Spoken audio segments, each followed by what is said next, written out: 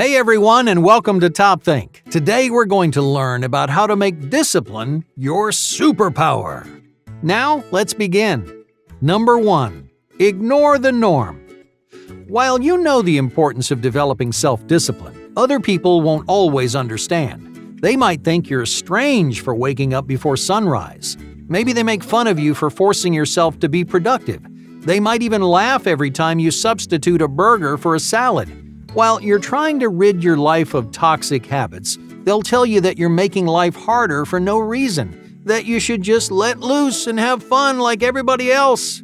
But you're trying not to be like everyone else. The vast majority of people have no self-discipline. They struggle with motivation and find themselves wasting more time than they use. As a result, most people are unsatisfied with how their life pans out. They'll sit around years later and wonder about all the things they could have done differently to accomplish their goals. So yeah, you're strange. You're not like most people, but that's because you're doing something they couldn't. You're building the confidence and motivation to pursue your dreams instead of waiting for them to pass you by. You're looking into the future and taking concrete steps to achieve your definition of success. None of that would be possible without the self-discipline that you're developing right now, because all those good habits hone your work ethic and teach you how to use delayed gratification. Unlike most people, you can make sacrifices in the present and earn the successful future you envision for yourself. So go ahead, let them call you weird. Let them tease you about your detailed to-do lists or strict routines. You know that you're putting in all this hard work for a reason. You're setting aside short-term rewards to improve the quality of your entire life. The truth is, in order to surpass most people, you have to be different from most people. Now, that might mean skipping a party to grind out another couple of hours of work, or being made fun of by people who don't understand the long-term benefits of what you're doing. Either way, ignoring the norm is an essential part of the process, so don't be afraid to embrace it. Number 2. Execution plans. Setting clear and concise goals is a critical part of building self-discipline.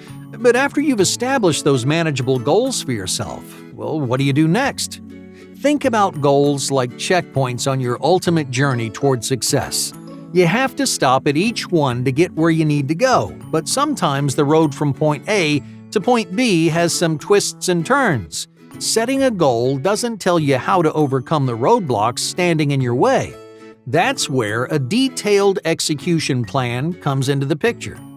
After you've set your sights on a new goal, take some time to figure out the strategies that you'll use to get there.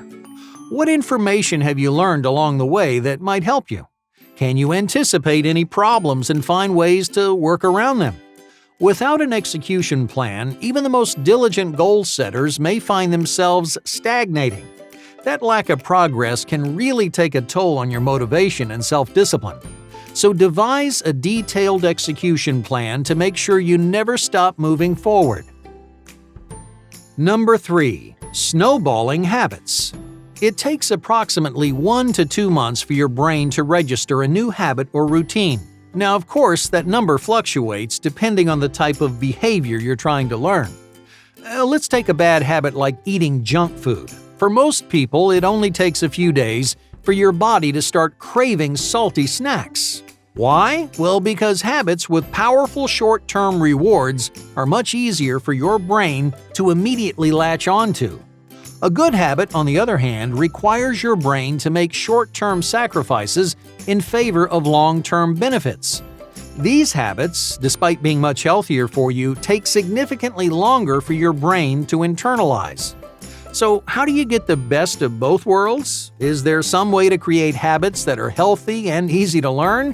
The trick is to start small and then snowball these little changes into larger, more impactful routines. The goal is to increase the likelihood that you retain those habits. So instead of diving head first, you should gradually ease your way in. Okay, let's say, for example, that you want to start working out for an hour every day, but right now, you don't exercise at all. What's the chances that this new behavior will become a habit? Pretty low.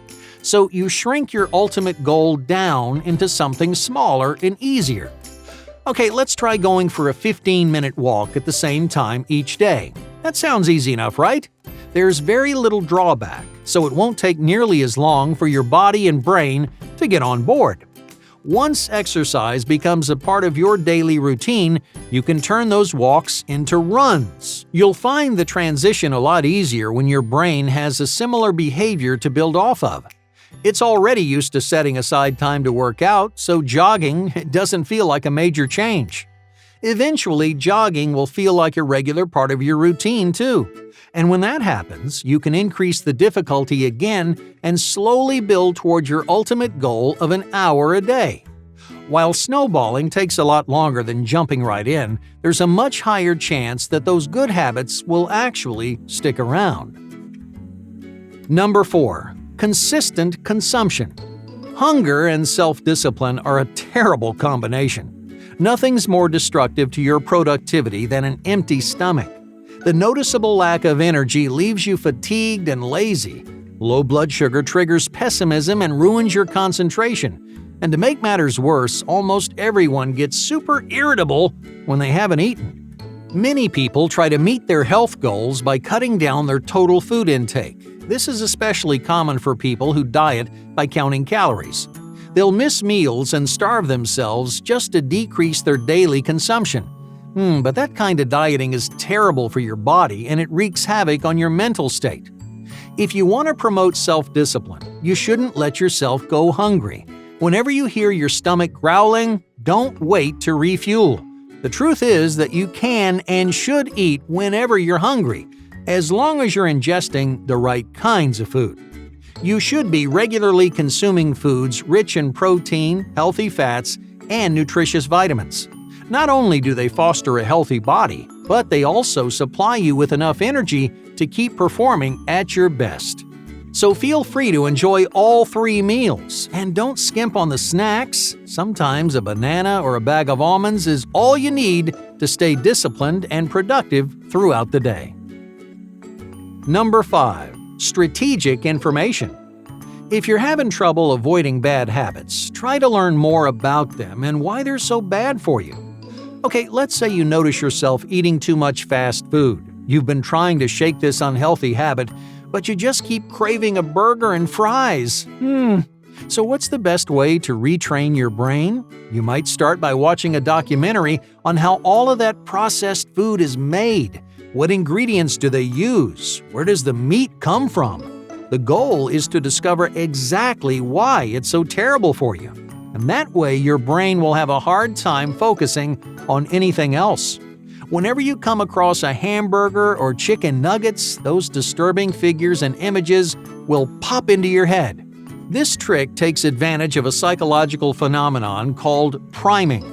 When your brain is predisposed to a certain kind of stimulus, that first stimulus affects the way you respond to a second stimulus. Okay, imagine for example that you're shown a picture of some gross food, and then another picture of a beautiful sunset.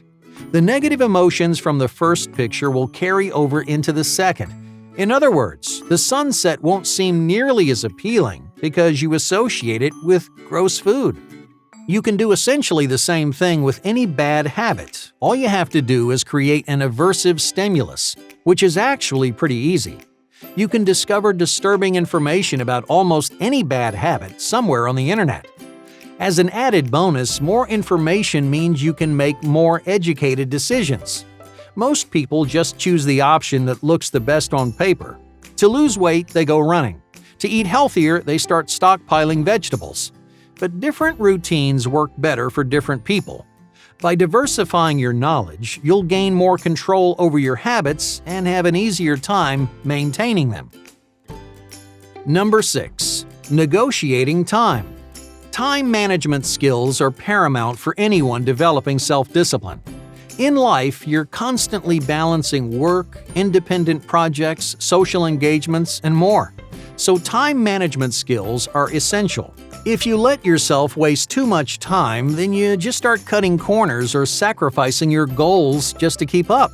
The last thing you want to do is compromise on the quality of your work. So, what's the best way to organize your time? Before you do something, ask yourself two things. Number 1, is it urgent? And number 2, is it important?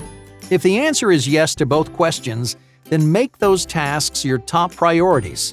Spend as much time as you need, even if it means sacrificing other, less important tasks. If it's urgent but not important, then reserve it for your free time. Try to commit as little time to these as possible because quality isn't all that crucial. Make sure you also leave room for important but not urgent tasks, like long-term goal setting. You can tackle these almost any time, so don't be afraid to work slowly and carefully. Finally, when it's not urgent or important, it's probably just another time waster.